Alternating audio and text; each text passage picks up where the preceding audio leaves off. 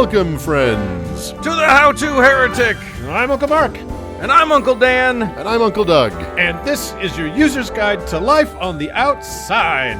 Yes, sir. Leaving religion is the first step into a larger, better world. But it can also be a scary world. Things work differently now. Never fear. That's why we're here. We're your audio uncles. And with help from good friends and experts in all sorts of fields, we're going to share the stories and seek the knowledge to build a great life. After all, you only get the one that we know of, so you better make the most of it. Gentlemen. Hello. Hey-yo. Hello. How are you? Hope all is well. Just so good. Good. I am reaching out to you from my isolation, my solitary in a tower in Toronto, and it's wonderful. But yeah, that's right. Look at this. I can actually leave the room that I'm in. Unlike you, Uncle. I cannot under federal mandates, but right. Soon enough. Anyway, what a show! Despite us being divided by a border, we are not divided by anything else. I don't know what that means, but today I am going to talk about some very scary geometry. Yeah, you are. I, however, am going to talk about a cool guy in a really, really stupid book. Yeah, the accidental hero of a book. Yeah, right, exactly. Yeah. And then I am going to take on the anti-vax movement. Yikes. Yay, they exist. So, quick note, we realized that we all had so much great information this week. We're running really long. So, to any patrons who jumped in this past week, and I know we have Heaven, and I know we have a saint or two, we want to beg your indulgence to push that off till next week, and we will give you all the love then. But we just want to keep the show under 12 hours today. So, yeah. If everybody's cool with that, let's do it.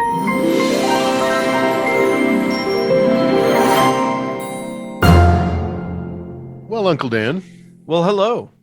When I was younger and I was in elementary school, I think maybe junior high school, I read the quote by Lincoln about the better angles of our character, and I never heard it spoken out loud. So for several years, I was left trying to figure out what exactly that meant.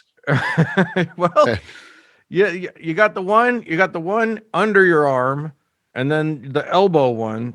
Well, and, I just assume that whatever angle you have, you want to make sure it's a right one. Yeah, he was very into 90 degrees for some reason. Yeah. So, but I think Uncle Mark has some something to talk about, the not so great angles of our nature. These are not the great angles. These are not the better angles of our nature, let me tell you. So, we try to have some fun on the show, guys. We try to laugh at the absurd and silly every chance we get, and that's great. But sometimes when you set out to make a podcast about the comedic side of cults and craziness, the cults and craziness outweighs the comedy just a little bit. And while there is some funny stuff about today's very peculiar subject, there is some very, very not funny stuff about it as well. So let's laugh and then let's not for a while.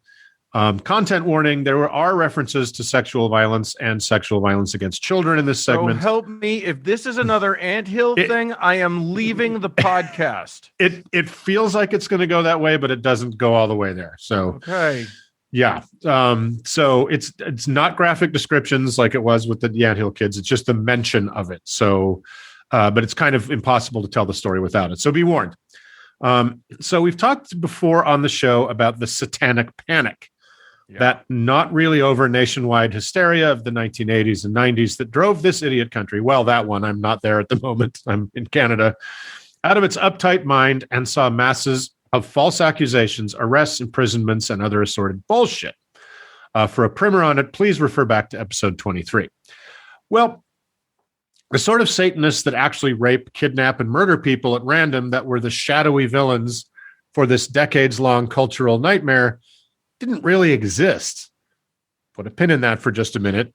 The Satanists that were around were mostly adherents and imitators of the Church of Satan, the brainchild of the hard-to-take seriously Anton LaVey.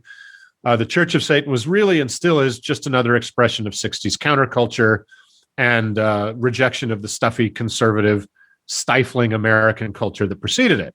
The Church of Satan is mostly a hedonistic movement of pure individuality, inspired by, among others, the works of Ayn Rand. You can listen to Doug's segment on her. What a wonderful person she was in episode 90. And while many accuse them of being kind of sexist and pricks online, they aren't kidnapping anyone's babies for human sacrifices in the forest. That's not who they are. Right. And more recently, of course, most people will be familiar with the Satanic Temple, featured in last year's wonderful documentary, Hail Satan, and co-founded by Lucian Greaves, whom we spoke to in episode 16. Lucian and the Satanic Temple are the farthest thing from the murderous cannibals haunting the long, dark American night of the 1980s. They are, in fact, merry pranksters and First Amendment heroes, rather haunting Southern and square state legislatures with their truck-mounted Baphomet statue, trying to fend off the worst excesses of creeping Christian nationalism. Yeah. Child-murdering bad guys, they are certainly not. That we know about. That we know. Lucian, you've been served. You're on blast. Keep it tight, Lucian. They've used our outrageous religious presumptions in this country as an act of judo against those who ceaselessly abuse it. So well played, the Satanic Temple. Well, remember when I said those B-movie satanic warlocks who kill and rape at random didn't exist? Well, it turns out they kind of do. And just to gild the devil's lily, they are also ardent, madly violent Nazis. Isn't that fun, guys? Oh, nice. Well, you had me at ardent, madly violent Nazis. So today we pay a visit to the satanics that should cause some panics, the Order of Nine Angles, or the O9A if you're nasty. The Order of Nine Angles is a pretty weird little outfit for a variety of reasons. The semi-mysterious people that have authored its literature and occasionally spoken for it have purposefully surrounded it in loads of mystery and autobiographical legend. Alleged to have been founded in the late 60s by an unnamed woman in the west of England when she brought together 3 separate satanic temples and covens. In the early 70s, a man who called himself Anton Long joined, and in short order had risen through its ranks, those being neophyte, initiate, external adept, internal adept, master, grandmaster, and immortal to become its master. Long handwrote thousands of pages laying out the philosophy and magical, with a K, practices, defining the order as a highly secretive, left-hand path practice to reach the gods of the acausal realm. It's amorphous, anarchistic, and totally decentralized. They follow what's called the pathai-mathos, the path of suffering, to come to know themselves, to become masters of the causal realm, and eventually masters of the acausal realm as well. I shall explain below. It wasn't really until the 1980s that the O9A really even made itself known by publishing articles in already existing occultist and far-right nationalist magazines. It also began distributing its founding scriptures, most notably the Black Book of Satan and its own magazine, Fenrir, named for the fearsome wolf of Norse mythology. Much of the literature was written by Anton Long and an artist and musician who went by Christos Beast, but has been identified as Richard Molt. I should also note that most scholars and journalists who've studied O9A, far more than I have, identify Anton Long as a very fascinating and peculiar man whose real name is David Myatt. Some disagree, including Myatt himself, who vehemently denies any association with the O9A, going so far as to challenge a journalist who said he was to a duel with a Nazi dagger. Yeah, that doesn't sound like someone from the O9A would. I mean, that's just exactly. He protesteth too little. But the preponderance of evidence seems to support it is, in fact, Myatt. But we'll call him Anton Long for the most part in here. Unlike the Church of Satan or the Satanic Temple, the Order of Nine Angles very much believe in the theistic evil god Satan, and with him a pantheon of so-called dark gods, including a sinisterly female version of Baphomet, who in their version looks very much like the Hindu god of destruction, Kali, who will bring about a violent revolution that allows for a new system of racially superior tribal warlord governments called the Imperium, and that golden age of hellish violence and total destruction of the former Magian Nazarene, as they call it, basically their term for Judeo-Christian, of the Magian Nazarene order that has enfeebled and poisoned the natural violence of the human spirit, preventing our ascendancy to Ubermensch, and then in this Mad Max version of the future, will set out to conquer and colonize the galaxy, led by the Dark Lord, the Dark God Vindex, into a neo-pagan, Hitlerian, interstellar satanic eternity. You had me at Vindex. Where do I sign? Huh? Right. That was quite a sentence. That's a lot. That, I was trying to distill it down to the essence, and I think I got there. So I think so. I didn't understand any of what you said, but I think you nailed it. So the O9A believes there have been 5 aeons of man, each one lasting around 2,000 years. The primal, the Hyperborean. For some more wholesome Nazi content, check out our segment on Hyperborea in episode 148. The Sumerian, the Hellenistic, and the current one, the Western.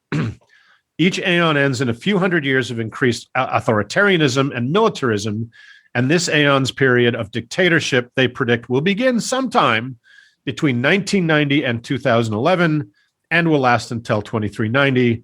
So any minute 10 years ago now. Right. At that point, we'll commence. I mean, up until this year, it seems like they kind of had a guy. Here. He figures very, very prominently with a lot of these neo-Nazi satanic people. Yeah. Like Trump really, they saw as the guy, which should come as no surprise. So at that point, we'll commence the 6th great age, the Aeon of Fire. Their own new satanic timescale begins in the year 1889, the birth year of a middling watercolorist turned eager European real estate tycoon Adolf Hitler. They have praised Hitler's Reich as, quote, a practical expression of satanic spirit, a burst of Luciferian light, of zest and power in an otherwise Nazarene, pacified, and boring world. Boy, I never thought I would hear the word zesty applied to the Third Reich. Yeah, it's kind of citrusy. Also, Nazarene being used as like pussified or whatever is an interesting phrasing. Yeah, the Magian Nazarene, it just weakened us. It made us all feeble.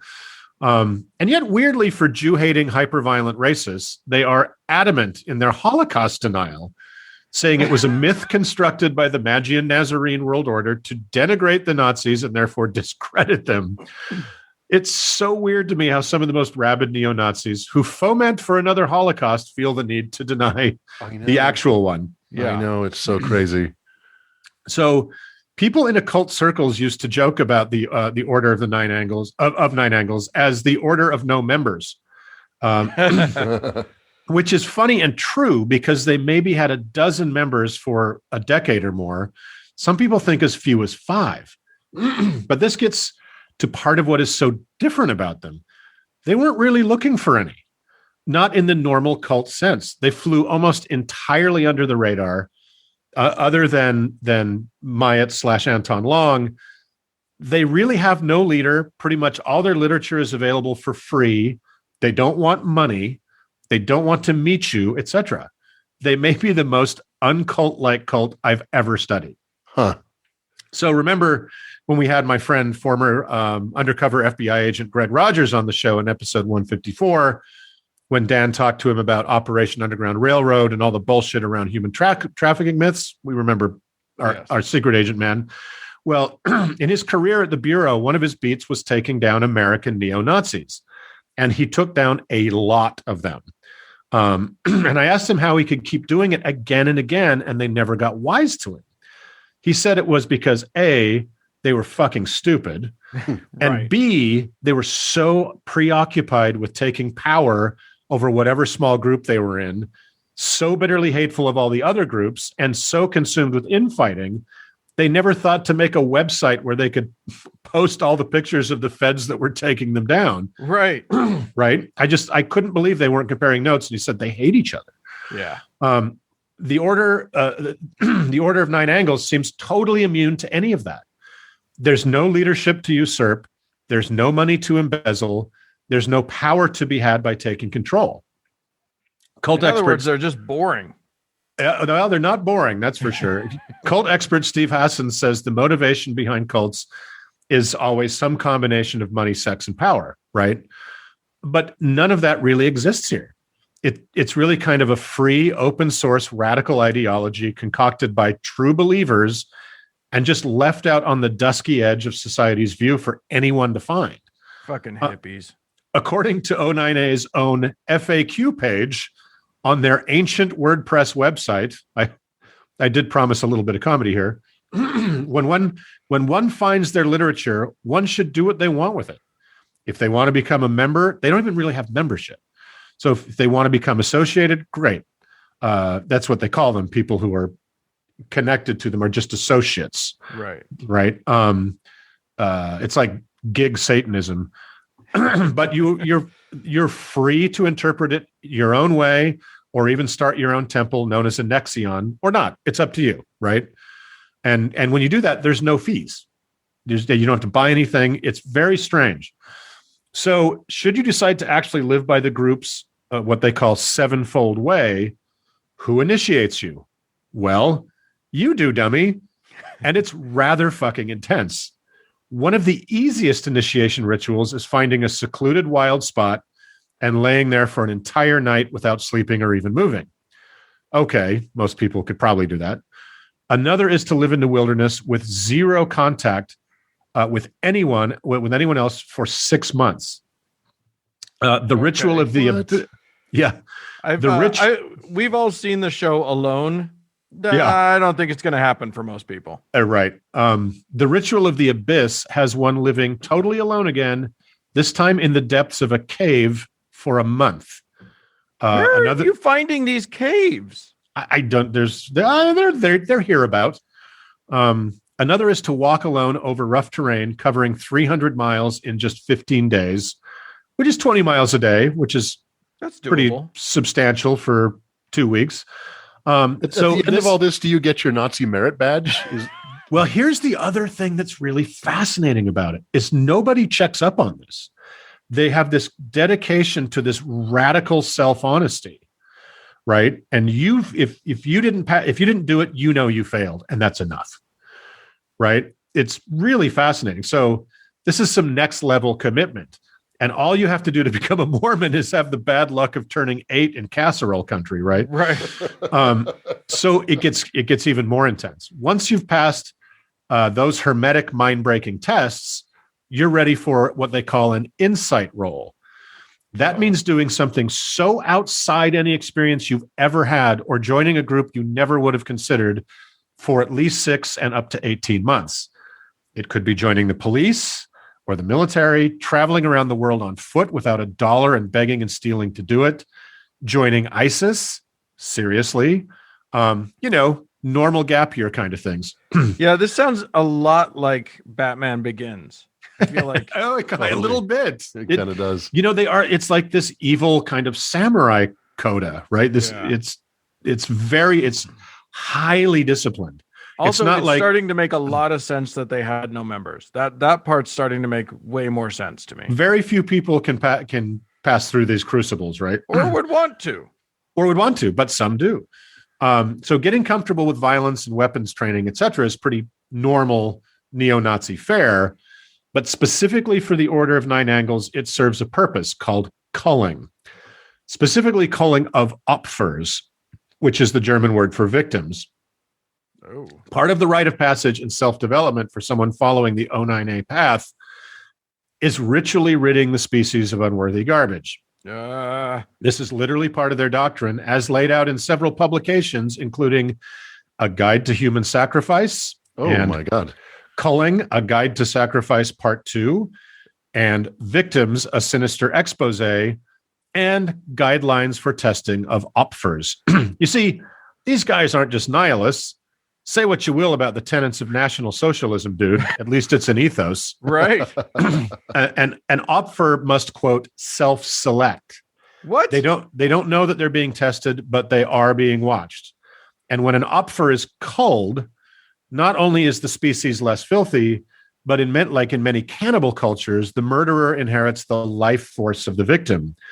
bringing them closer to being the idyllic Übermensch, the Nietzschean Übermensch. No, this is not okay. Nothing that's happening is okay. No, and it doesn't get better.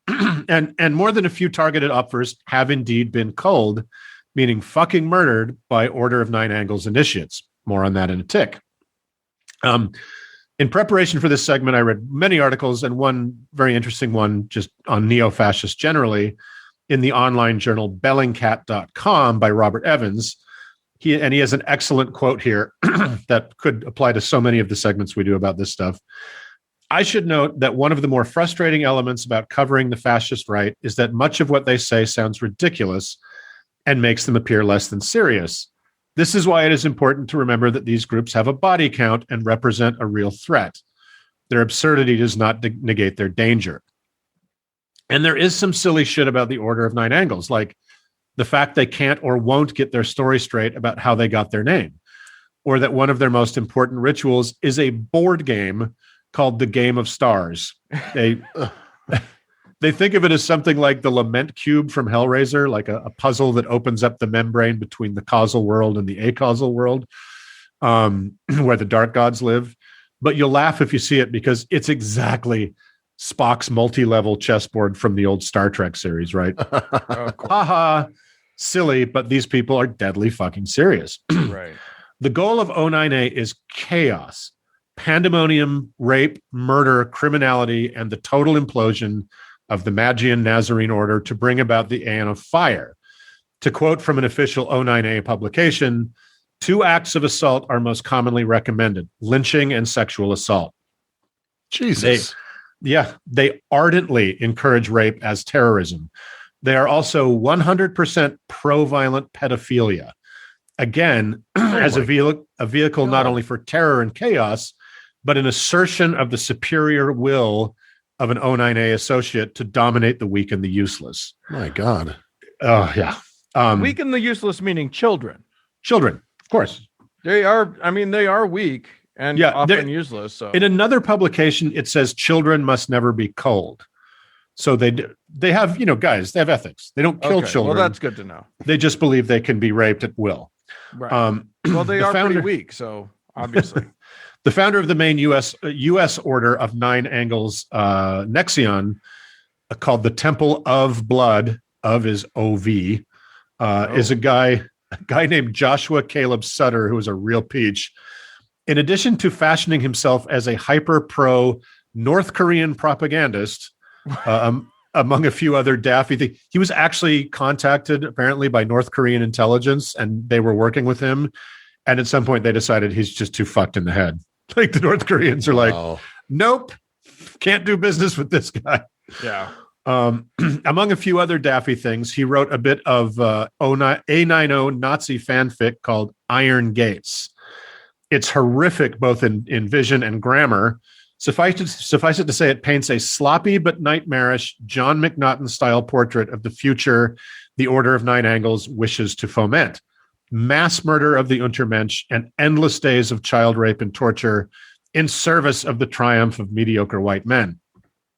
This hellacious future has become an inspiration to the violent American neo-fascist paramilitary, the Atomwaffen Division, whose rallying cry is Iron Gates now.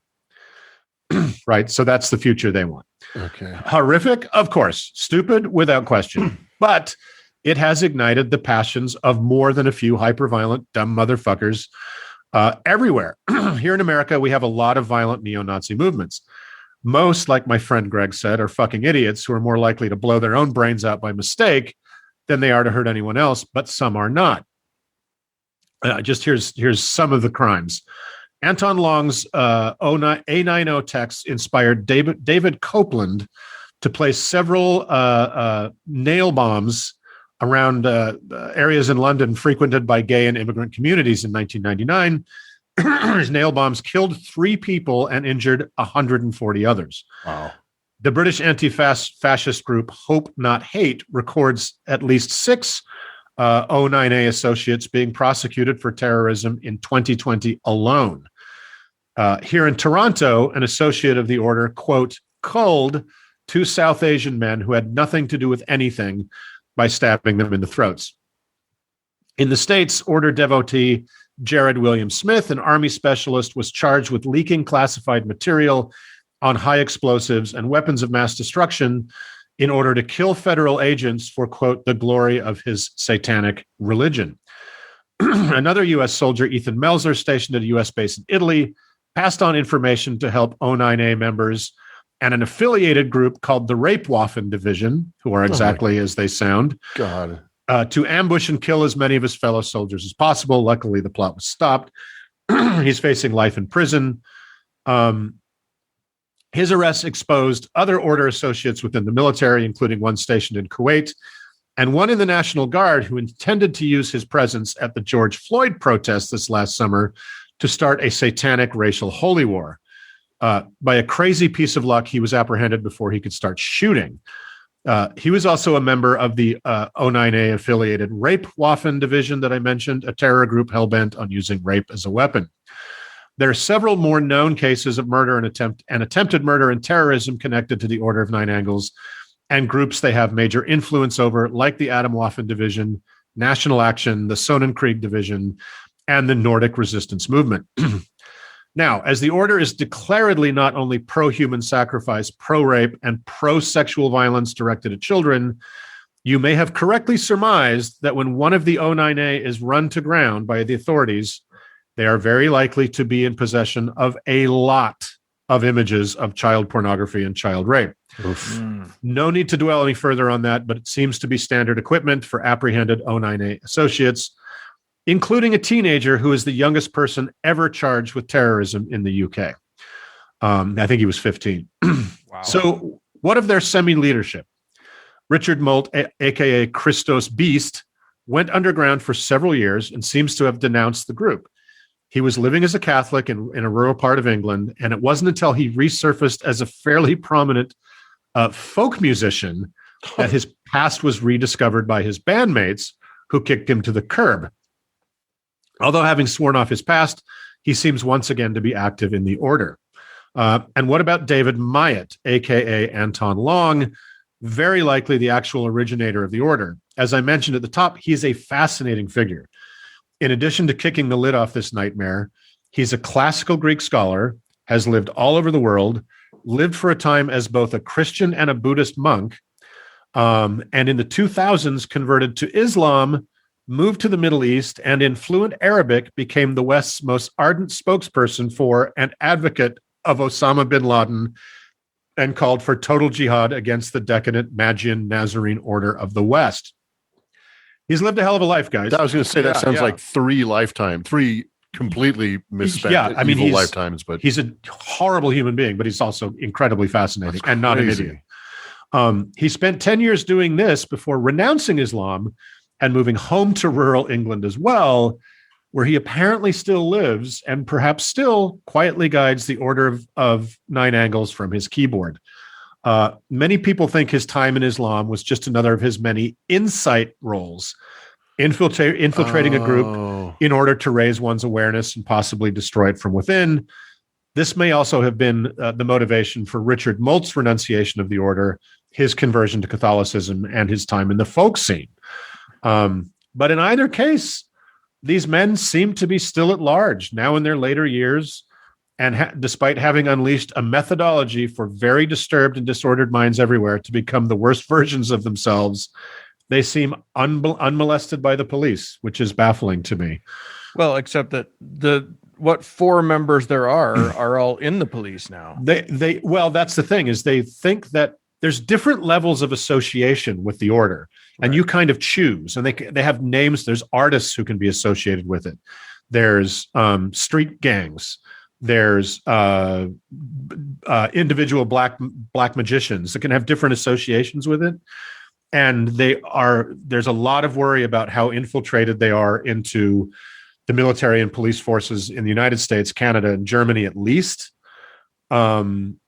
So they're the best guesstimates that these anti-fascist groups make is there might be 2,000 of them in the world. But that seems like a couple thousand too many. Yeah, most definitely. So it's a really fascinating, horrible, evil, truly, truly evil, but very fascinating group of people, right? And I've never heard of them. Never Yeah. at all. American law enforcement has only recently become even aware of them. Wow. They have managed to keep themselves in the shadows so successfully, and what one of the journalists I read was talking about is they don't. If you come across an Order of Nine Angles member, he's not going to tell you who he is. Right. It's just a secret it's the order. First rule of Fight Club. Yeah, they're Everybody knows not that. the sloppy ass stupid skinheads, right? They're a whole different level of discipline. They're the not proud boys. Yeah. So really fascinating. But how about that? Great. I'll sleep Wow. well. I'm going to sleep great tonight. Thank Yeah, you. fantastic. Thanks for that. And Yep. with that, let's move on.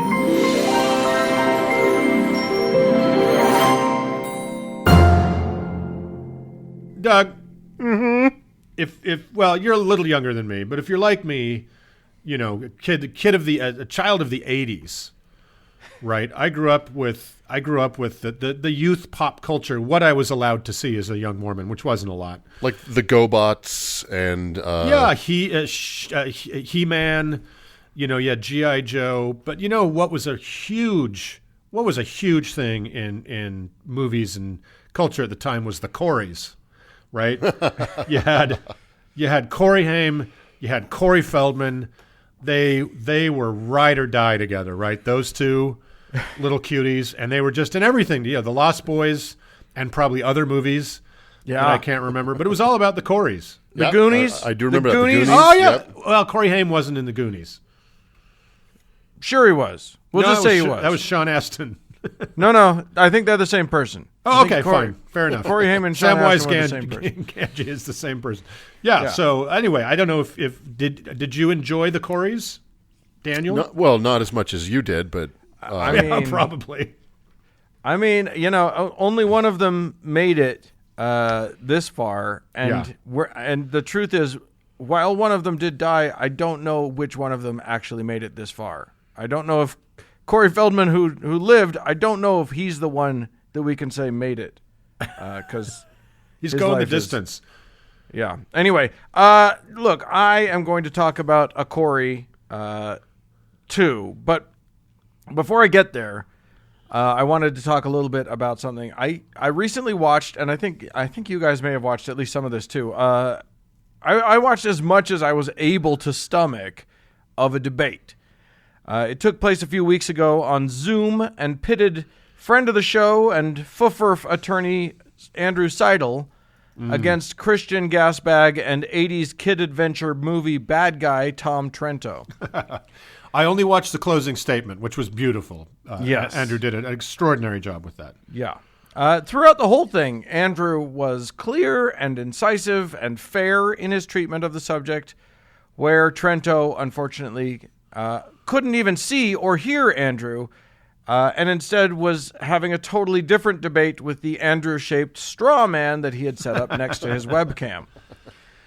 Which is to say that he completely ignored the reality of the person he was debating and just plowed forward with a plan he had crafted ahead of time.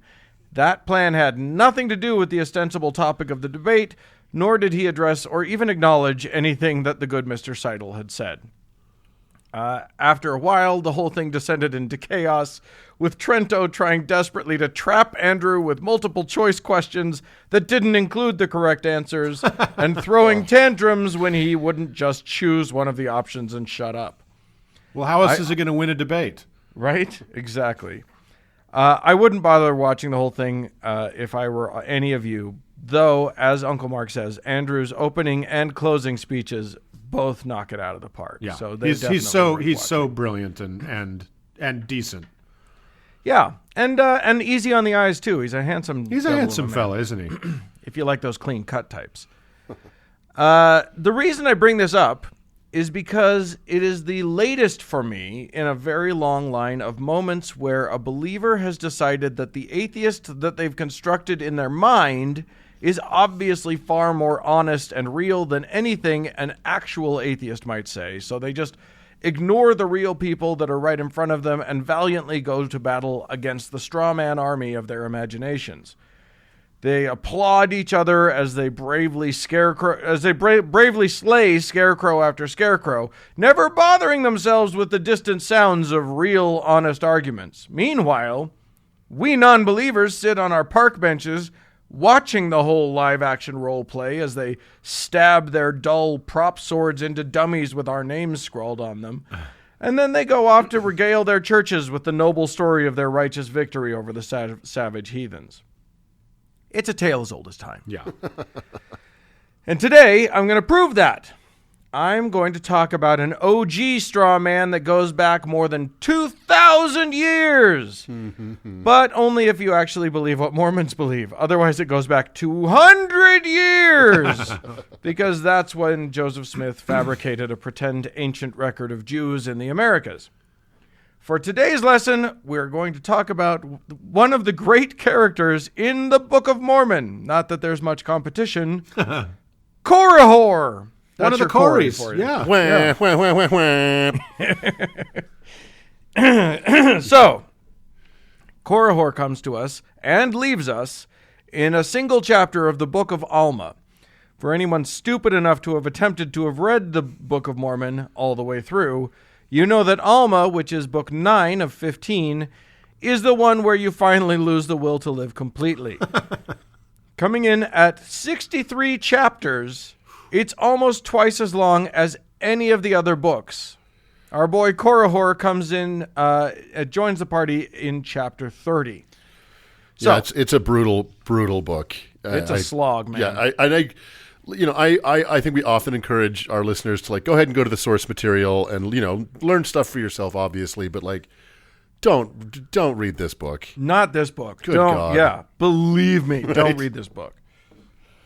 We're doing it so you don't have to. Exactly. So, chapter 30 starts in the land of Zarahemla, which is one of our favorite ones, with the Nephites, who are God's good, white, and delightsome little boys and girls, burying their dead after a huge battle with the Lamanites, who are God's dark-skinned baddies. The surviving Lamanites are kicked out. The Nephites have some days of fasting and mourning and prayer, and then, since they got rid of all the dark people, quote, there began to be continual peace throughout the land. Oh my God. Not racist at all. No. Shut up. Literally everybody was good and kept all the commandments and shit. It's weird that Cliven Bundy loves this book, isn't it? I just had that random thought. Right? Yeah. Strange. Well, and it's such a trope throughout the Book of Mormon, especially in the Book of Alma, but throughout, that entire populations just all act as one character.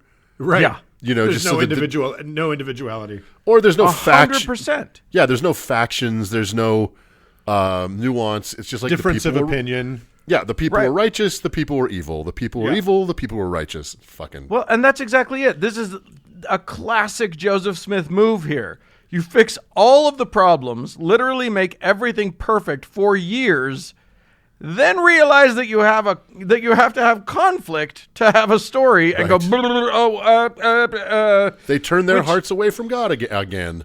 Yeah. Right. Which does make me wonder how many angry, frustrated grumbles Martin Harris heard from behind the curtain as Joseph was dictating. I imagine it to be something like this. Joseph says, and thus the people did have no disturbance in all the 16th year of the reign of the judges over the people of Nephi. And it came to pass that in the commencement of the 17th year of the reign of the judges, there was continual peace. So Shit.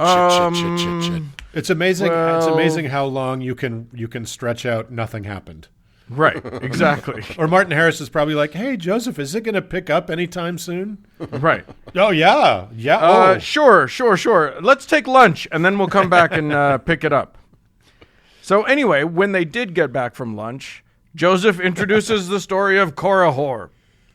And it's a hell of an introduction. Verse 6 comes out swinging at this guy. Quote, there came a man into the land of Zarahemla, and he was Antichrist, for he began to preach unto the people against the prophecies which had been spoken by the prophets concerning the coming of Christ. Boom! That's what passes for character building in this book. Yep. He's new in town, and he's Antichrist. He's wearing a sign that says bad guy. Yeah, exactly. And he literally might be one of the most nuanced characters in the Book of Mormon. It's Yeah, amazing we'll get to that. In that moment that Joseph Smith didn't invent a pre-Columbian railroad for him to tie a woman to. 100%. Yes, exactly. Now, he's not the Antichrist, mind you. He's just Antichrist. Yeah. Later, he's again it. Later, he's an Antichrist. So, lots of ways to use that phrase, I guess. Anyway, the point is that we're supposed to hate him, and that's about all we know about him for a minute. Then the book answers the question we're all asking, which is, if he's preaching against the prophecies, why isn't he getting his ass kicked? Well, Yeah. Now we get to several verses about the Zarahemla criminal justice system. Oh, my God. It turns out that in ancient Mesoamerica, you were legally allowed to believe or not believe. Isn't that nice? And there are several verses justifying this position because old Joseph was clearly deeply ambivalent about whether heathens should be allowed to speak or not. Right. But the Nephites of Zarahemla landed on, yes, you can be a disgusting, evil, Satan-worshipping shitbag atheist if you want to, perv. And the good book gives a series of reasons why God wants it that way. God wants an open society where people are free to believe what they want and they have the legal right to talk about their beliefs freely. Put a pin in that. Yeah. Anyway, 7 verses later, we're back to this Antichrist, which in this book is hyphenated with both words capitalized, by the way. I don't know why. He finally gets the name Korihor. And even though we just had an entire opening arguments episode about alternative religious views in Nephite law, it is once again emphasized that he's legally allowed to do this no matter how mad that makes you.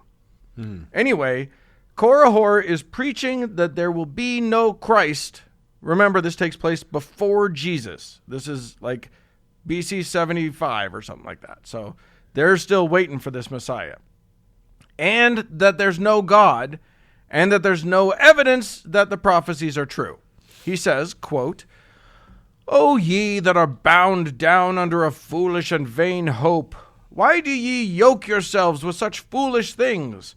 Why do you look for a Christ? For no man can know anything which is to come. Behold, these things which ye call prophecies, which ye say are handed down by holy prophets, behold, they are foolish traditions of your fathers." So, I like this guy. Yeah. that all feels pretty right.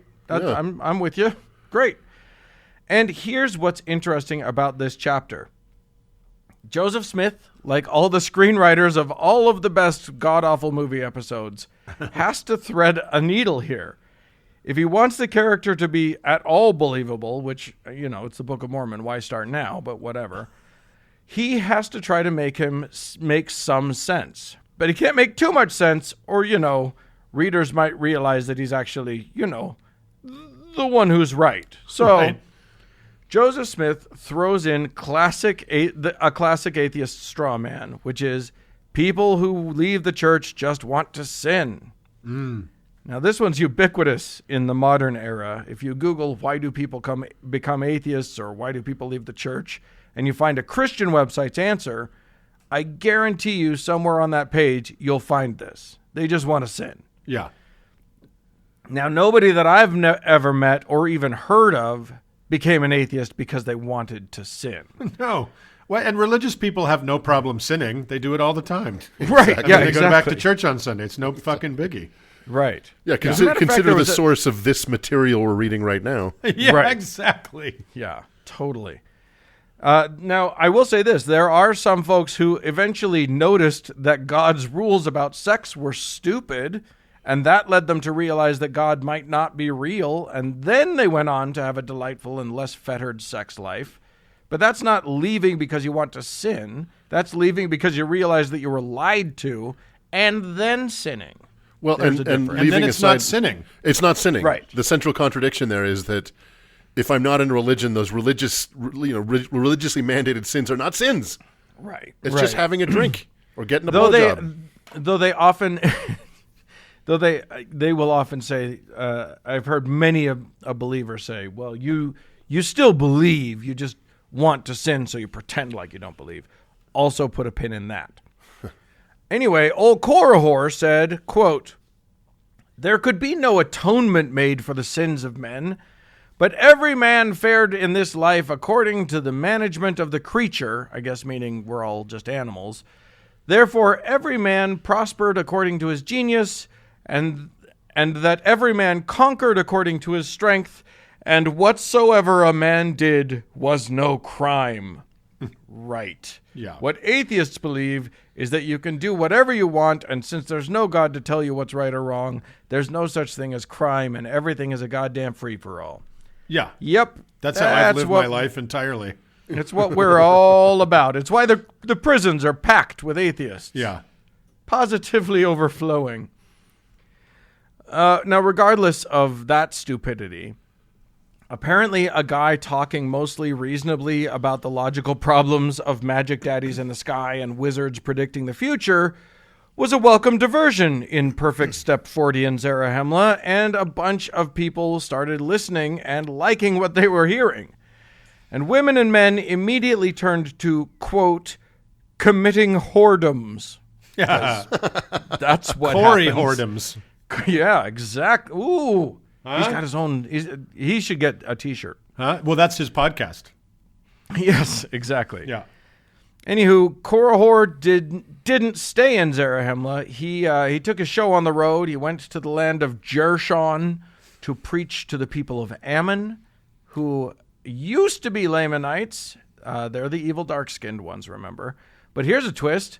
These guys were more wise than the Nephites. It literally says that.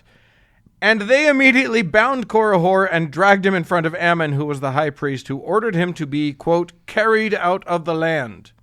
Okay. But Uncle Dan, didn't we spend an oddly long amount of time talking about how it was good and God ordained that people be free to preach whatever they want? Shut up! Yeah, This literally. it's a different time now, idiot. Yeah, exactly. Literally, I guess, I just love that the place where they are more wise is the place where they're going against God's idea of how the law is supposed to go. But anyway. Well, I also love the idea that Martin Harris was probably from behind the curtain going, hey, you know how you wrote that stuff about, freedom of speech? Don't Right. you want to set up a theocracy? Yeah. Yeah. Shit. It's literally this chapter goes back and forth on that issue a dozen times. It's your head starts to spin. Anyway, then Korihor tried his shtick in the land of Gideon, and they bound him and took him to the high priest and the chief judge of the land named Gedona. Now, I'm going to read a pretty big section of this because it's the first time we actually hear what Korihor says, and well, it's pretty fucking compelling. So this is him talking to Gedona, the high priest. Ye say that this people is a free people. Behold, I say they are in bondage. Ye say that those ancient prophecies are true. Behold, I say you do not know that they are true. Ye say that these people, that this people is a guilty and fallen people because of the transgression of a parent. Behold, I say that a child is not guilty because of its parents. And ye also say that Christ shall come, but behold, I say ye do not know that you do not know that there shall be a Christ. And ye also say that he shall be slain for the sins of the world, and thus ye lead the people. You lead away this people after the foolish traditions of your fathers, and according to your own desires, and you keep them down even as they were in bondage, that ye might glut yourselves with the labors of their hands, and they durst not look up with boldness, and that they durst not enjoy their rights and privileges. Yea, they durst not make use of that which is their own, lest they should offend their priests, who do yoke them according to their desires, and have brought them to believe by their traditions and their dreams and their whims and their visions and their pretend mysteries, that they should, if they did not do according to their words, offend some unknown being who they say is God, a being who never has been seen or known, who never was nor ever will be. To me, that is a pretty shocking slam dunk. Korihor, do you want to come on the show? Exactly. Right? Yeah, excellent work. Yeah, reading from an outsider's perspective, that is some hard-hitting skepticism. Yeah. Anyway, And the high priest... very reasonable. Totally reasonable. Yeah. Anyway, the high priest did what all believers do when they hear a skeptic challenge their beliefs. He told Korihor that his heart was hard and shipped him back to Zarahemla, because that's good writing. Why did we leave anyway, if we're just going back? To stand before the big boss, Alma. Skun-dun-dun. Now, Alma's is the guy who's going to set things right. He's the great, wise high priest who has the apologetics to put Korihor Hitchens in his place. First, he tackles the claim that the priests make money off the labor of the people. And for this, he uses the classic apologetic, nuh-uh, do not. He literally takes several paragraphs to say, I make my own money, so shut up. Then they get to the real stuff. Alma asks Korihor if he believes in God and in Christ. Korihor says, no. Hasn't he made Alma that completely clear already? Yeah, right? Yeah, exactly. Alma starts to do the classic logical fallacy and says, what evidence have ye that there is no God, or that Christ cometh not? I say unto you that ye have none, save it is your word only. Thereby demonstrating that not only does he not understand who has the burden of proof, but that he doesn't recognize that his own arguments can be turned back to him. Because guess whose word only is also the only evidence for the other side? Yep. Then he makes his big proof that God does indeed exist. Things. You know, all the things. That's literally his argument. He's shocked that Korihor can't see it, frankly. Yeah. So Korihor does the final gambit. He asks for evidence that God is real.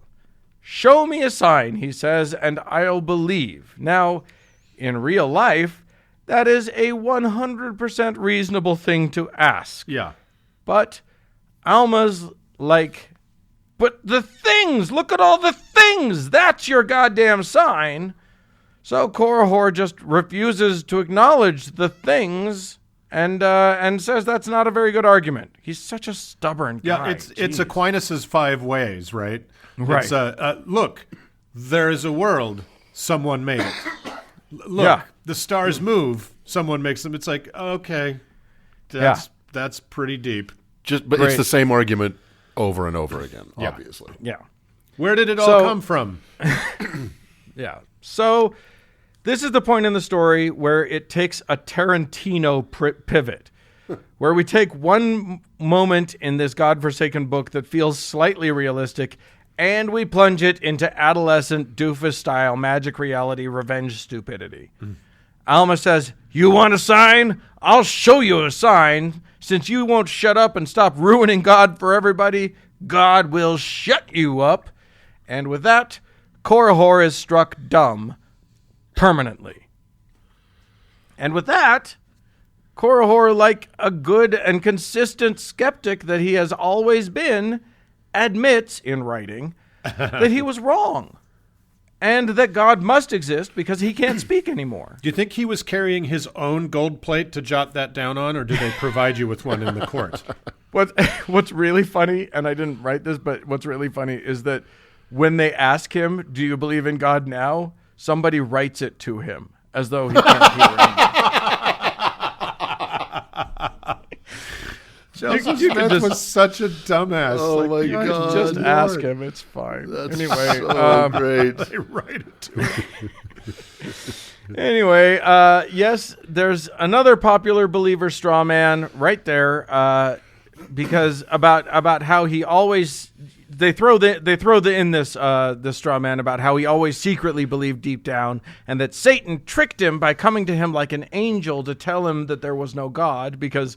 Well, if he was an As we angel, all wouldn't know- he think there was a God? Right, yeah. Non-belief so often starts with an angelic visitation. Yeah, That was my road to skepticism as a supernatural being right, appearing exactly. to me.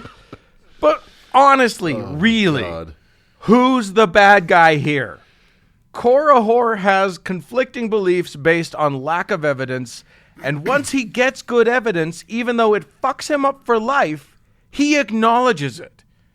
But that's not the takeaway that we're supposed to get. No, Korihor is pronounced wicked and ends up going door to door begging for food because apparently mute people can't work. And everyone who has believed him reverts back to being a good little church mouse. And eventually, Korihor was viciously trampled to death. Oh my God. And lest you think that I'm skewing how the book presents this fate, I'll leave you with the actual final verse of the chapter, which has a rare moral of the story style ending. And thus we see the end of him who perverteth the ways of the Lord. Thus we see that the devil will not support his children at the last day, but doth speedily drag them down to hell.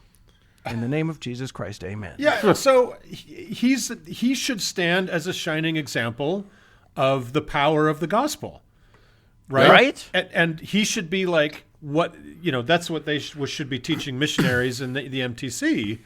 Is look, Korihor was convinced. It took striking him mute, and then there were some scribblings in the courtroom, yada yada. Right. But look, the hardest of hearts can be changed. And according to their own belief system, Korihor became a good guy. Theoretically, Am I wrong? yeah. Well, yeah, but I think the takeaway from this story, at least from their perspective, is don't ask questions. Yeah. Right? Truly. Literally, it's meant to chill, to put a chill into the spine of anyone who would dare ask for a sign or ask for evidence or ask for any kind of like reality-based reason to believe this. Well, and I don't know, Dan, if you're gonna go here, but I do know a lot of people who had a faith crisis because of this story. Oh, really? In the same way that I know of some people who had faith crises because of the story of Jesus and the fig tree. Huh. Because like it says in that story, it wasn't fig season. Jesus went up to the fig tree. It didn't have figs, so he fucked it up. Yeah. And in this story, like Korihor is making valid points. He has questions. He wants to know, and God strikes him dumb. Right. And he says, I believe, and it ends up being a poor beggar. And Like- trampled And to getting death. trampled to death. Yeah, like, Literally. So what's the point of changing your mind? Yeah. What value is there? Yeah, and if you read this story and you're like, okay, here's the problem I'm having. The lesson of the story is I'm not supposed to ask questions, but the story has caused me to have questions. What the fuck am I Yeah. supposed to do with that? Yeah. Boy, it's a mess. It's a fun little thing. And again, every time we do a story in the Book of Mormon, it's just a lesson in why we edit, why we don't Yeah. claim that our book was directly translating from another book that's directly from God, and thus make it so that we can't actually edit it down. Yeah, and make now it they're better. stuck with this garbage, this mess of a story forever. It's an albatross around their necks, but there you go. There you go. All right. Well, the third Corey. Yep, go get out there and have a Korihor of a time, and let's move on.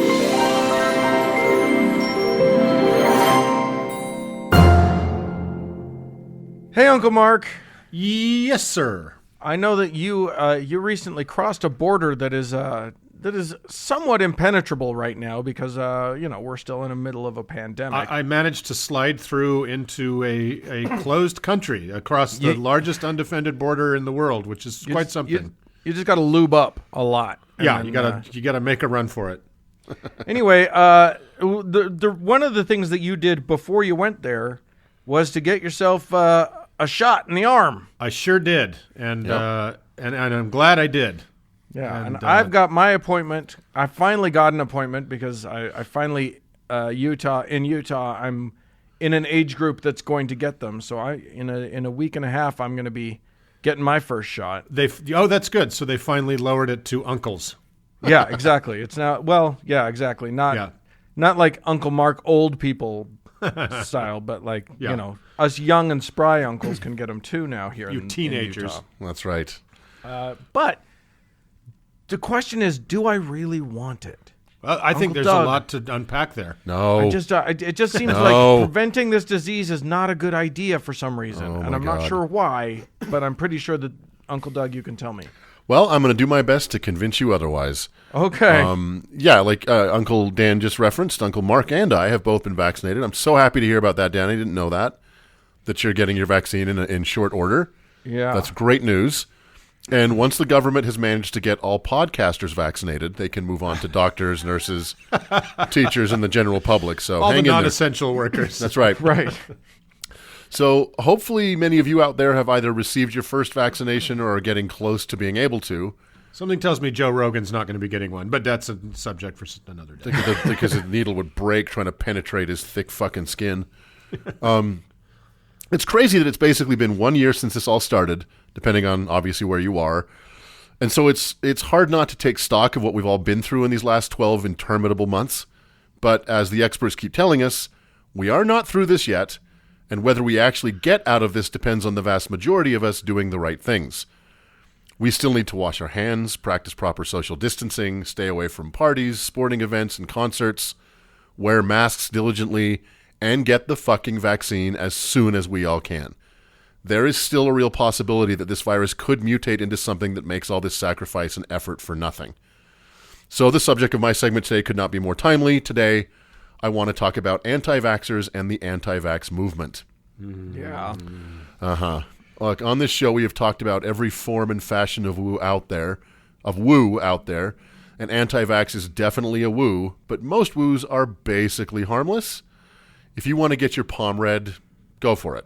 If you don't want to leave the house until you've read your daily horoscope, who cares? If you want to try and communicate with your dead relatives via a Ouija board, I'll light the candles for you. If you want to stick a jade egg up your recently steamed vagine, cram the fucker up there. Just don't do it during allergy season. So, Jade is hypoallergenic, isn't it? of course, these woos can be harmful if, say, by following some fortune cookie prediction, you make bad decisions. And there are woos that are inherently harmful, like trepidation, or trepanation, or grimace conjuring. Yeah, being reluctant is not a woo. Yeah, exactly.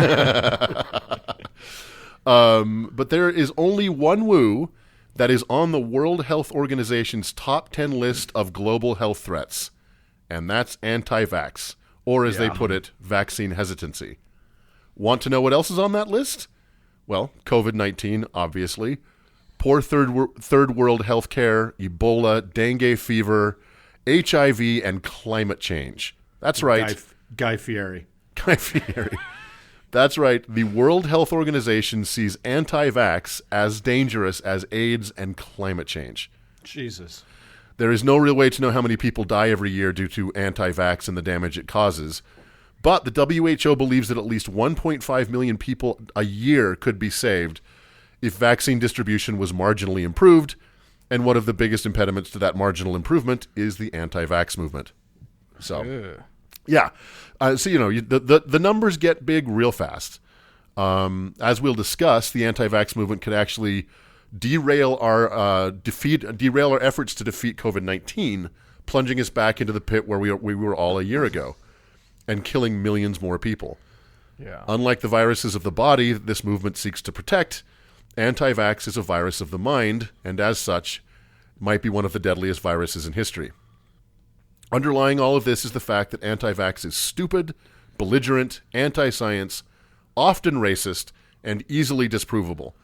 Not only that, but it's also inconsistently applied, illogical to its core, and poorly thought out if any of its adherents actually think about it at all.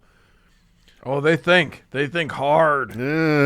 They have developed many, many vociferous ways of defending their position. So, Well, if you say so. But we'll I'm get not saying there. good or smart ways, just many, many ways. Well, let's agree on loud. Okay. Unlike other woos, this one has to be confronted and defeated, or we're doomed. I would never tell you to slap the tarot cards out of the hands of the yoga instructor you're trying to have sex with, but if you know any anti-vaxxers, you should really talk to them and try and change their mind. Yeah. If this virus of the mind is not confronted and treated, it could kill us all. So, let's dig in, shall we? As early as the 10th century in China, someone noticed that those who had previously had a mild case of a deadly disease were less susceptible to that disease later.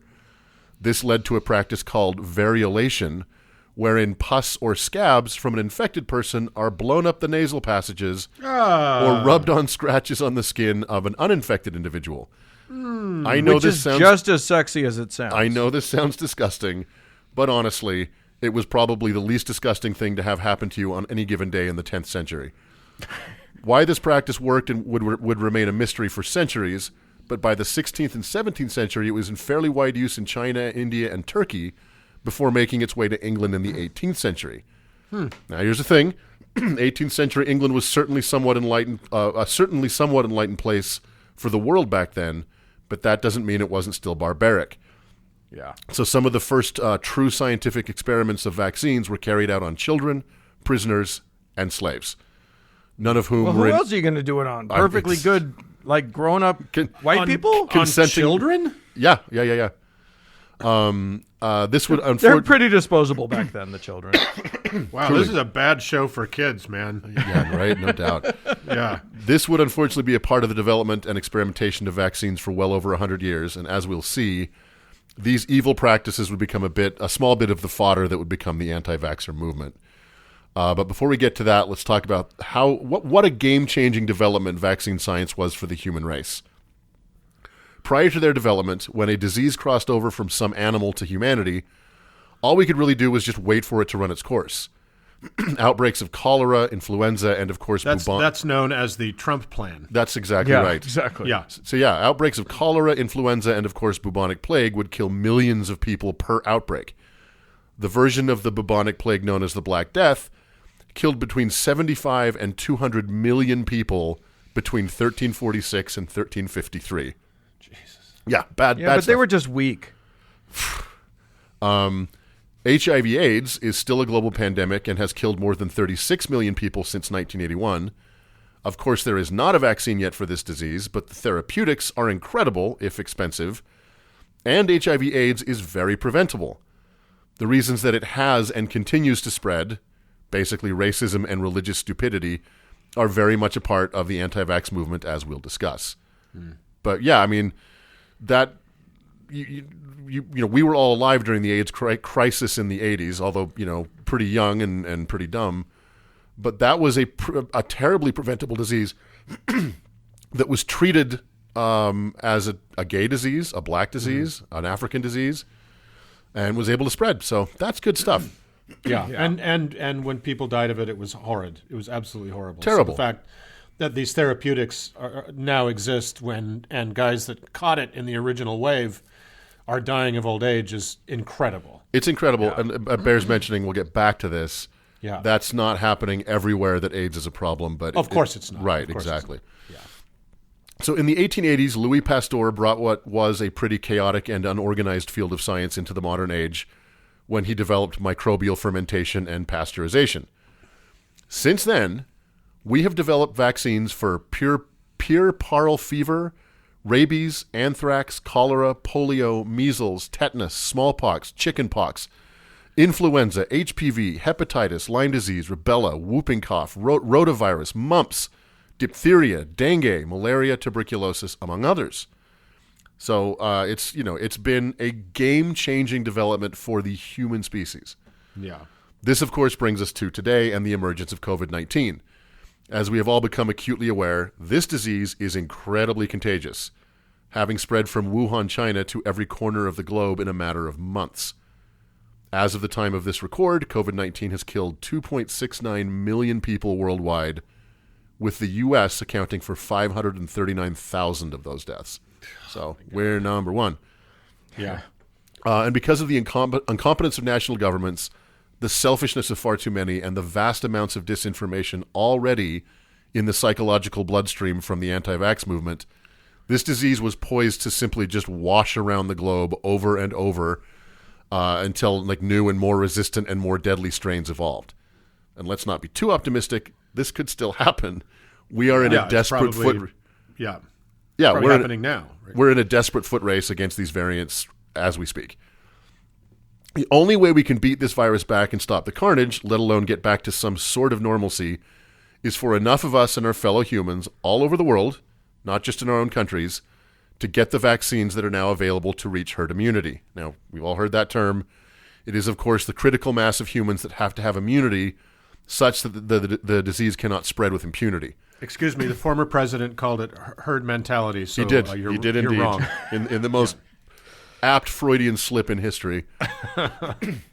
Once herd immunity is reached, the reproduction number reaches 0. This is called R0, right, or R0. Right now, COVID-19 is between R2 and R3, meaning that each person who gets it can infect 2 to 3 other people. In order to reach herd immunity, or R0, with COVID-19, between 50 and 67% of the population needs the vaccine. In America, this means 164 million to 224 million people need to be vaccinated. But more would be better. More, always better. This is the baseline just to stop the spread. Right. But remember, this is a global pandemic, and the longer this disease persists anywhere, the higher the chances that dangerous variants can evolve and defeat the vaccines. So to win this, 50 to 67% of the populations of England, China, Iraq, Togo, and Benin need to be vaccinated. Worldwide, that is 3.8 to 5.1 billion people need to get vaccinated, and fast. As of now, 77 or so million Americans have received at least their first dose of the vaccine, which is a good start. But globally, only 410 million people have been vaccinated so far. That's bad. That's only 8 to 11% of where we need to be. We are not through this yet, and there is no time to spare, and there is certainly not time for the disinformation campaign by the anti-vax movement and its erstwhile allies. The mere fact that we have these vaccines at all is truly incredible. And I've heard, including us, have referred to it as miraculous because that word by its very definition is meant to apply to events that defy explanation or expectations. But this was not a miracle. This was the achievement of generations of scientists and the body of work they have all contributed to. So let's talk about these vaccines for a second because it will inform where we end up. While the COVID-19 virus was new to humanity, hence the term novel, there was a robust body of knowledge of coronaviruses out there due to the previous coronaviruses like SARS and MERS. Right. This data was shared globally in an open source initiative called GISAID, or GISAID, which shares genomic data on influenza viruses with anybody that wants it. Because of that body of knowledge, we were not starting out from zero. But even still, not only had it taken years to develop vaccines in the past, there was not any vaccine in existence for any kind of coronavirus. So the challenge was extreme. As the pandemic enveloped the globe in early 2020, scientists were able to isolate COVID-19's genetic sequence on January 11th, 2020, which in itself is incredible. Next, there was that's really quick. Super, super quick. Next, there was an unprecedented collaborative effort undertaken by national governments, drug companies, and research universities to find a vaccine. The main vehicles for this effort were the WHO and an initiative by the G20 called Access to COVID-19 Tools Accelerator. So these are the two main bodies that kind of tried to coordinate all this research. I think you mean President Trump's Warp Speed initiative. Well, I think that's what you're... I'll get to that for sure. Okay. And yes, that's the WHO that said Donald Trump pulled us from in May of 2020 because he needed to blame someone for his failures, and this is true because they refused to call it the China virus, which is something that would have no evil consequences at all, right? Yeah, that hasn't turned into anything even shittier. Nope, not at all. It's been great. Yeah. So Uncle Dan mentioned Warp Speed. In May, Trump announced Operation Warp Speed, which was an effort to fast-track funding, clinical trials, approval, and distribution of potential vaccines. It was named Operation Warp Speed because Donald Trump is a child. Yeah. But the thing is, it was not. But also, do you think he ever watched Star Trek? Like, that doesn't. I'm guessing that was a like Jared Kushner name or Don Jr. or something. Yeah. Oh, I know. Like, he doesn't seem to. He couldn't watch something like that and glean anything from it. He's just too fucking self-absorbed. Exactly. Yeah, the fact that it wasn't Operation Trump Speed is pretty surprising. So the thing is, it's not a wholly bad idea to do this, but Trump ran it, unsurprisingly, like he's run everything else in his life. Into the ground? Basically. So although Moderna, and Johnson & Johnson did take funding from Warp Speed to develop their vaccines, Pfizer did not wanting to infect, pun intended, their research with the Trump administration's incompetence. As for the distribution phase of Warp Speed, Trump did basically nothing. Right. God only knows how this would have panned out had he won the election. Point of order, he didn't do nothing. He took full credit for it. That's exactly right. That's true. That's not nothing. Well, and that's what's so funny. Not only, he's claiming credit to this day for the vaccines. Well, I think Biden should give him some credit and respect, because we all remember how much credit and respect Trump gave the previous administration for the economy. Right, exactly. Yeah. So Trump is claiming credit for this to this day, which sets up one of the many contradictions in this story. The foot soldiers in Trump's army are by and large QAnon-believing anti-vaxxers. And here we have Trump winking at them while demanding credit for the vaccines. Yeah. And very tepidly encouraging people to get vaccinated, but keeping his own vaccination secret. This will not be but we know that the Q brain is incredible. Incoherency it's not a problem. Truly. And I remain convinced that Trump didn't show a picture of him getting the vaccine because he didn't want to see him in a short-sleeve shirt with his shirt pulled up. I believe that. Right. Well, none of us wanted to see That's that. fair. So I thank him for it. That's fair. So with all that context, let's get to the anti-vaxxers. Since the first vaccinations, there have been anti-vaxxers.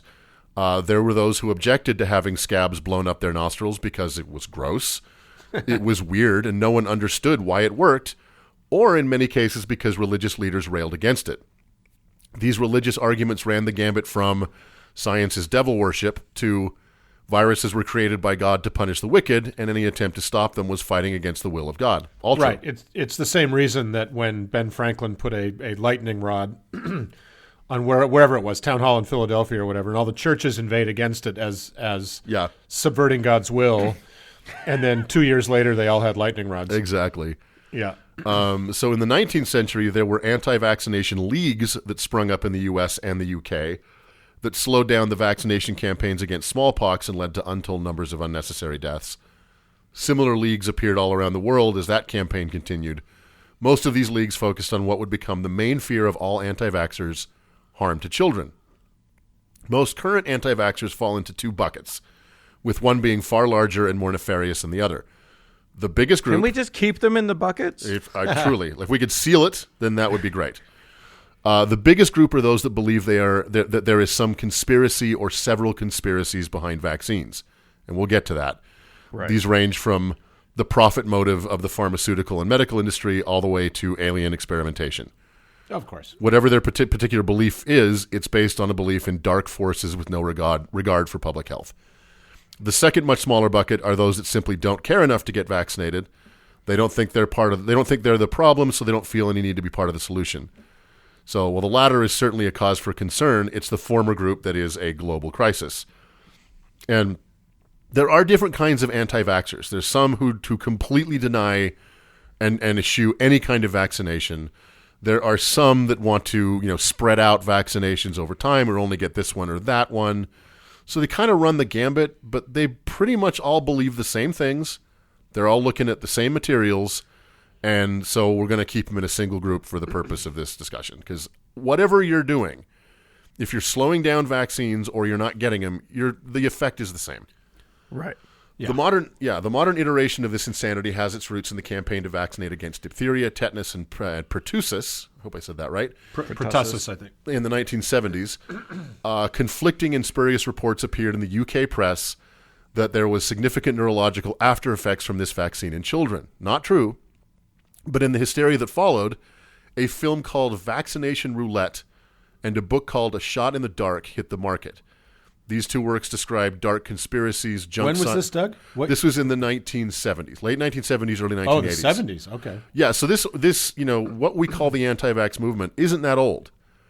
It's like older than I thought, actually. Well, it didn't get its real. We'll get to really where it kind of got its injection, so to speak. Right. But both these films the film and this book were complete hooey, but they're still around today. They're still in circulation. Then came the inciting incident of the modern anti-vax movement. In 1998, a British physician named Andrew Wakefield released a paper in The Lancet called Iliad Lymphoid Nodular Hyperplasia, Nonspecific Colitis, and Pervasive Developmental Disorder in Children. Try saying that 3 times. Yeah. Or just once. The paper claimed a link between vaccinations for measles, mumps, and rubella and autism in children. Right. Given that Wakefield was a doctor at the time, he's not anymore. Right. And the paper sounded scientific, it caused a major stir, one that we are still feeling today. I don't want to spend too much time on Wakefield because he is truly one of the world's greatest monsters and quite literally may have as much blood on his hands as any of history's greatest villains. Yeah, he's essentially a baby murderer. Yeah. Yeah. Except to say that it turns out that he was paid by various anti-vax organizations to produce the paper, and the paper itself was so completely spurious that Lancet retracted it and Wakefield was stripped of his medical license. Wow. That hasn't stopped him, though. He was behind the quote-unquote documentary Vaxxed that came out in the 2000s with the tagline, "The movie they don't want you to see." Gotta love that. That's all conspiracy theorists. That's catnip right there. Exactly. And it's basically the Citizen Kane of the anti-vax movement. Go ahead and watch the trailer for this monstrous nightmare if you're up to it. And if you're not filled with boiling hate for Wakefield, I don't want to know you. It's nefarious, it's manipulative, it's grotesque, it's shocking.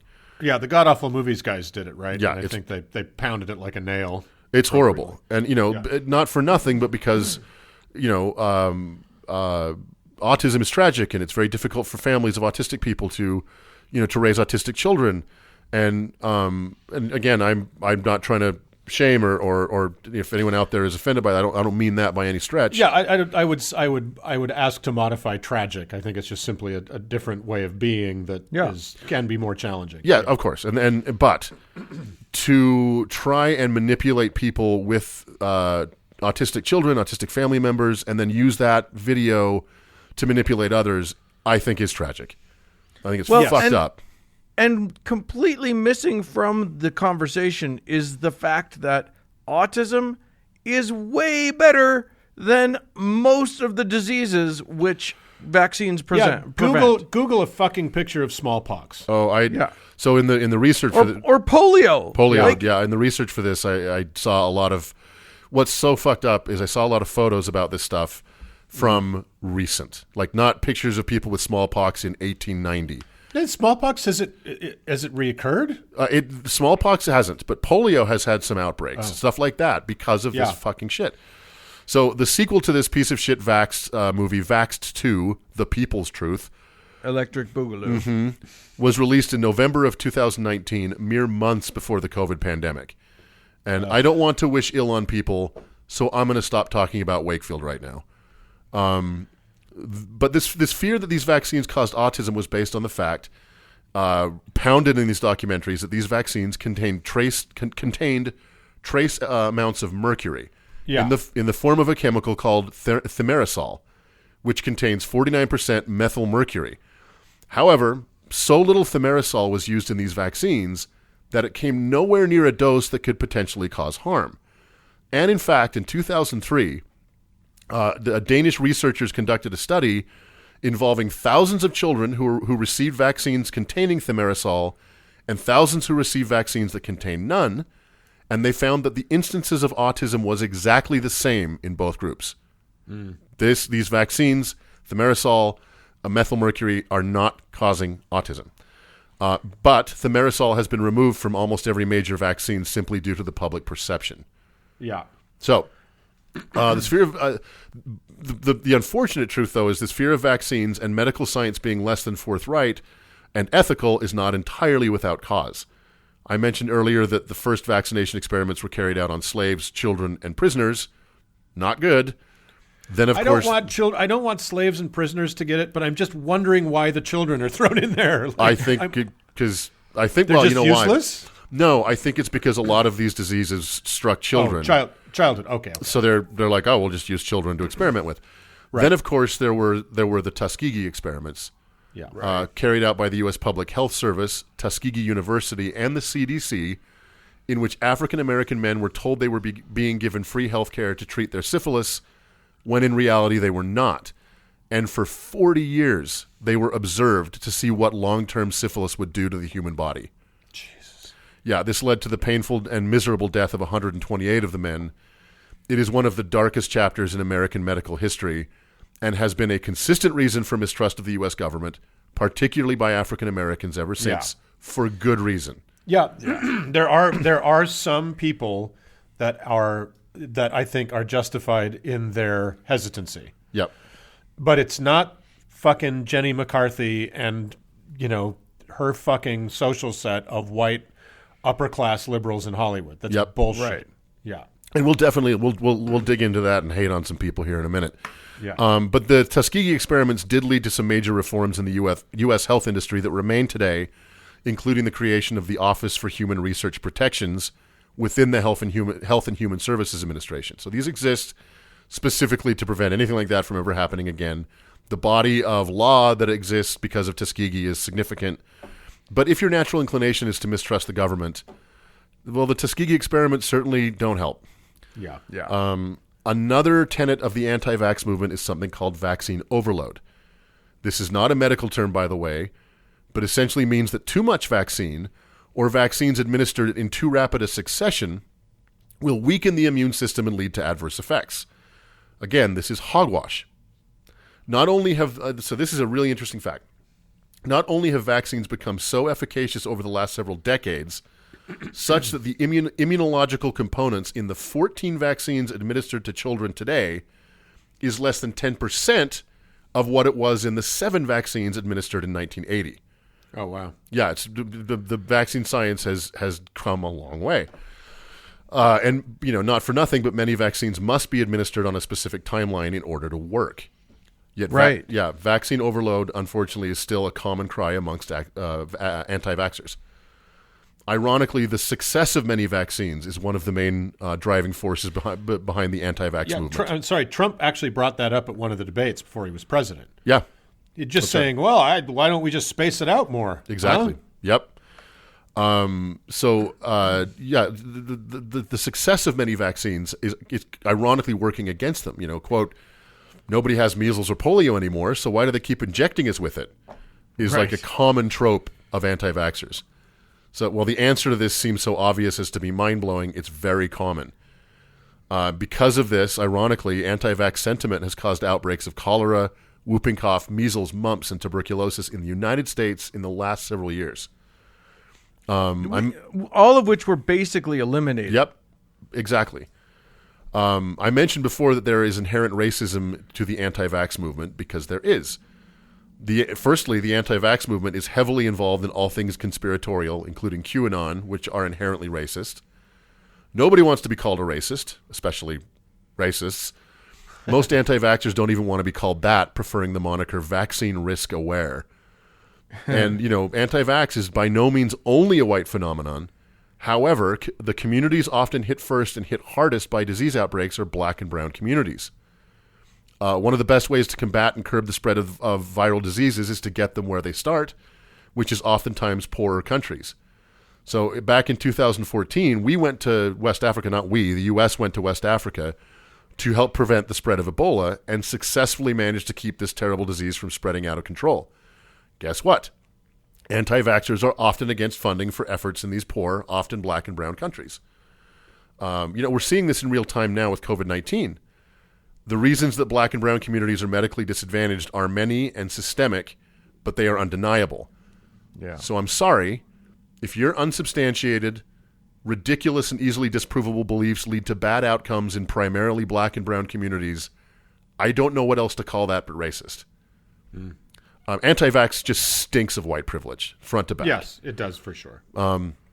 Yet, and unfortunately, this movement has garnered some famous, kind of, and powerful adherents from minor celebrities like Jessica Biel, Jim Carrey, Jenny McCarthy, Alicia Silverstone, Jenna Elfman, Juliette Lewis, Charlie Sheen, rapist Danny Masterson, Selma Blair, and to a certain extent Bill Maher, all the way up to, God help me, Robert De Niro. I know. That one hurts. Yeah. Yeah. Really? Why? Well, I mean, I guess Bad Grandpa, I still want my money back for Bad Grandpa, but not He's a good actor, but, I never thought of him as an idiot. Yeah, exactly. Yeah. Well, and not to mention, like you said, Uncle Mark, the 45th president of the United States, Donald J. Trump. Among many tweets and outbursts on the subject, he tweeted in 2014, quote, "Healthy young child goes to doctor, gets pumped with massive shot of many vaccines, doesn't feel good and changes. Autism. Many such cases." God. Yeah. Doesn't feel good and changes. Yeah. It was a good tweet, though. We got to give him credit for that. That's a solid tweet right there. So yeah, the man in charge of Project Warp Speed, the government initiative to generate and distribute a vaccine from May of 2020 to January of 2021, was an anti-vaxxer. Yeah. And then, of course, the overwhelming scientific consensus is that vaccines are wildly safe and effective. There aren't many things that have such a consensus. If 4 out of 5 dentists recommend a toothbrush, you're going to go buy it. Yet that's nothing compared to the consensus on vaccines. Right. And not for nothing, we've harped on this before, the scientific method that led to vaccines is the same method that has led to air travel, smartphones, GPS, Viagra, the germ theory of disease, CRISPR, Jar Jar Binks, electricity, the internet, and grimace conjuring. You don't get to pick and choose here. You either believe in reputable science or you don't. And if you don't, that's fine, but please to be handing in your car keys and laptop. Well, you can be skeptical about it, but once you examine the evidence, right, there's nothing to support the anti-vax position. Exactly. Well, except that they've got their own evidence, and exactly, and they've got a whole cadre of their own doctors and their own scientists who say the opposite things. And go ahead, Doug. Go ahead. I was going to say, and you may be going to mention this, but the Catholic Church, of course, just came out and said Catholics shouldn't get the Johnson & Johnson vaccine because fetal tissue was part of the research. I didn't even know that. Yep. I'm gonna go punch a hole in my television real quick. Yeah. So this brings us to our current crisis. Throughout the COVID pandemic, anti-vaxxers have been howling that this was a hoax or that it was a bioweapon that the Chinese either released on purpose or lost control of, and now that the vaccines are untested and dangerous.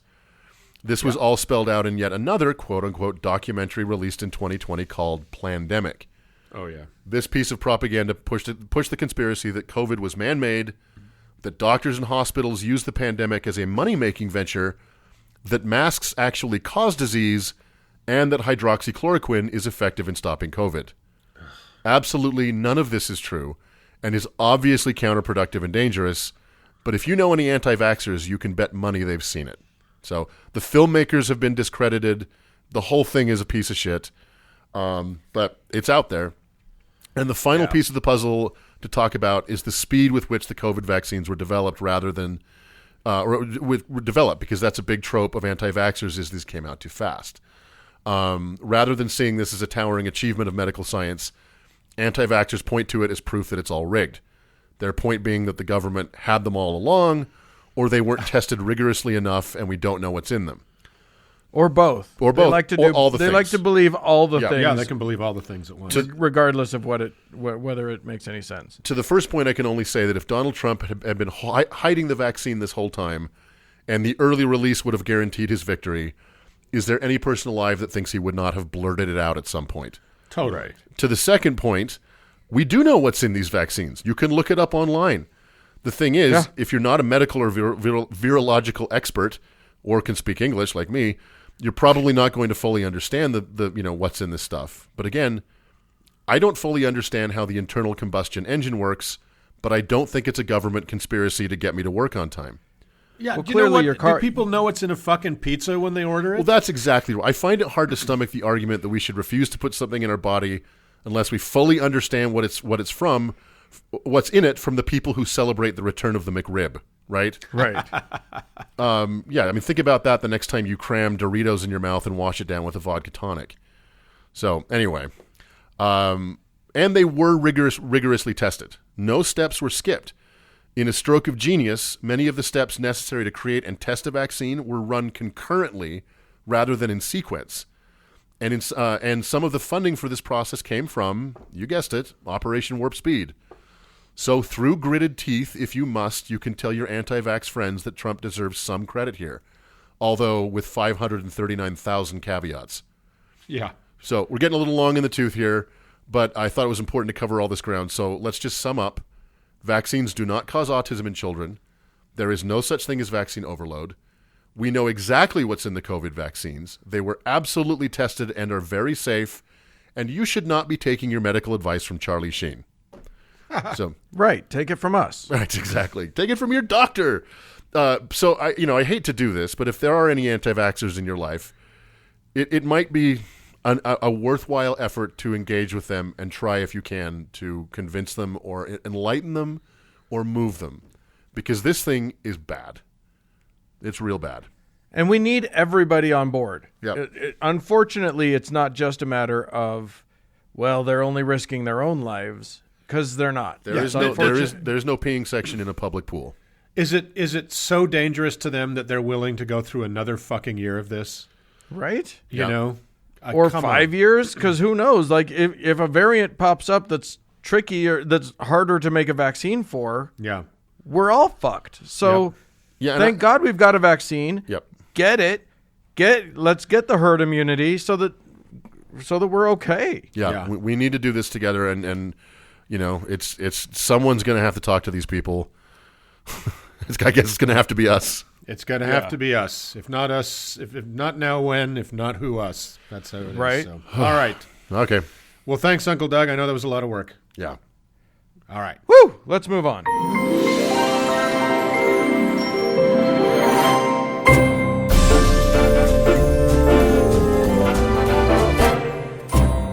Well, friends, that is it for this week's barn burner of a show. Hey, if you hate vaccinations, we'd love to hear from you because we want to yell at you. Send us an email at howto@howtoheretic.com. Yeah, or if you're an galactic Satanist of some kind, don't bother calling us about it at 903-88-HOW2, which is 903-884-6986. I'm also on Twitter at HowToHeretic. And as always, thanks to our patrons, who we will get back with next week. And thanks to our Dark Lord, Cody Layton, for editing the show. And thanks to all of you friends for tuning in. Bye, friends.